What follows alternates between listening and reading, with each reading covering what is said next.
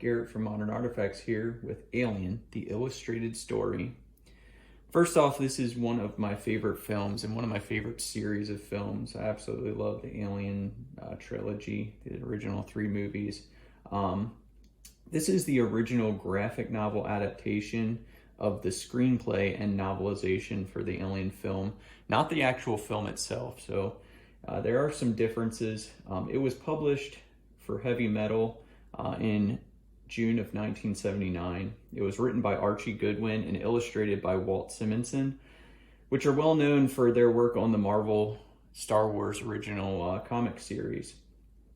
This book was eventually re-released in 2012 by Titan Comics and had a special art edition made in black and white that is very pricey nowadays. They're very hard to come by. They also came out with this a little bit later for the 35th anniversary Blu-ray. They actually made a mini version of this comic for that release.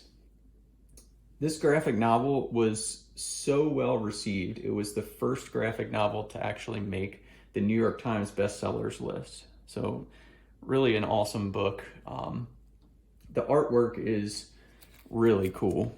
You can see just by even opening the front cover, this black and white xenomorph. Some of these black and white frames here that are pretty awesome. It fits the series, the film very well, and the source material. It's very graphic and very gritty. The alien sprawl here on that first page, it was actually that 20th Century Fox actually preferred this artwork of the title to what they actually used in the film. It fits H.R. Geiger's artwork very well, and it's very well done. Some of the other artwork in here that is pretty awesome. It's just very colorful, very cool for the film. The film is, kind of bleak and dark, but there are some pretty awesome frames in here that are pretty colorful and neat. I love the action words that are in the background for all the noises and sounds happening. When they see the derelict ship for the first time, some sprawling scenes that are pretty cool.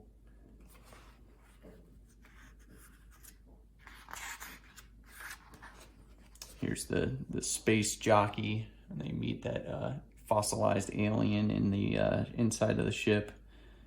Artwork's just fantastic, super cool. Scene that's pretty brutal and just awesomely done is the chest burster scene. Very graphic, very well done to match the motion and all that happens in the film. One thing I noticed in the book though is that some of the scenes are very exaggerated with the size of the alien. Like this is where the alien attacks Brett, and you see the alien is like 3 times the size of a human being, which we know they're not too much larger than a human in the film and other source material.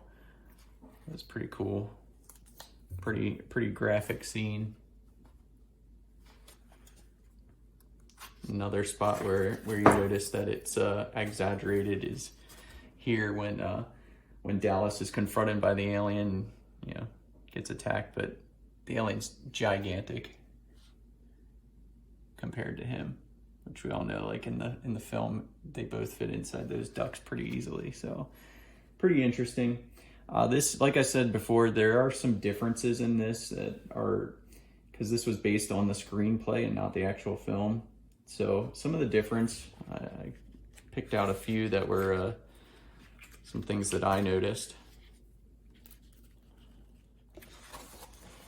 So in the derelict ship, when they actually are on board there, you see in this frame down here that Dallas actually takes and turns off the distress beacon on the pilot's chair.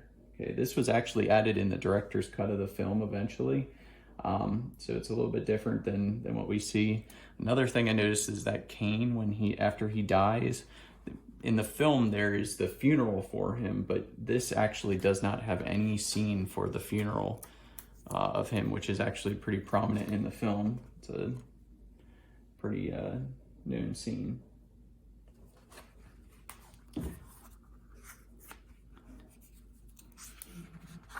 Back here in the film, when Ripley is talking to Mother and getting some information, it actually talks about how this was a military and science collaboration, not an actual that the special order that they were supposed to collect this sample of the alien is actually from a military science position, not from the actual company, Weyland-Yutani, which is interesting.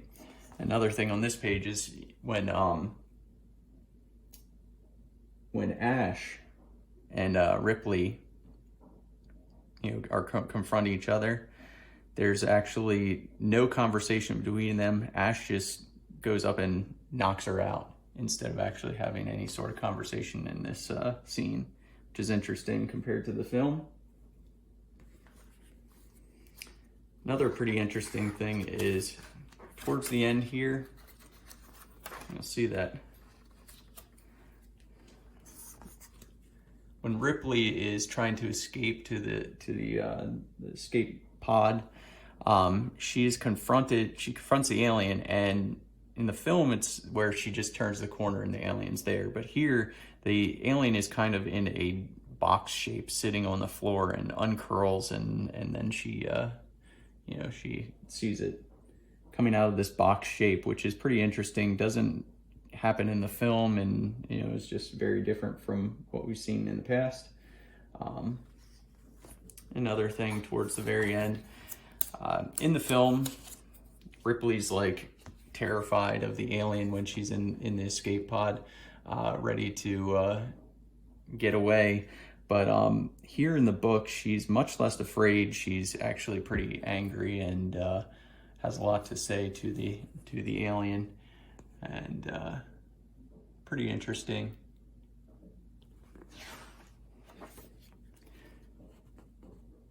So it's a very cool book. I just wanted to go through and show you guys some of the artwork, some of the differences between this and the film, and just a really neat piece. So I hope you guys enjoy. Have a good one. I'll see you guys soon.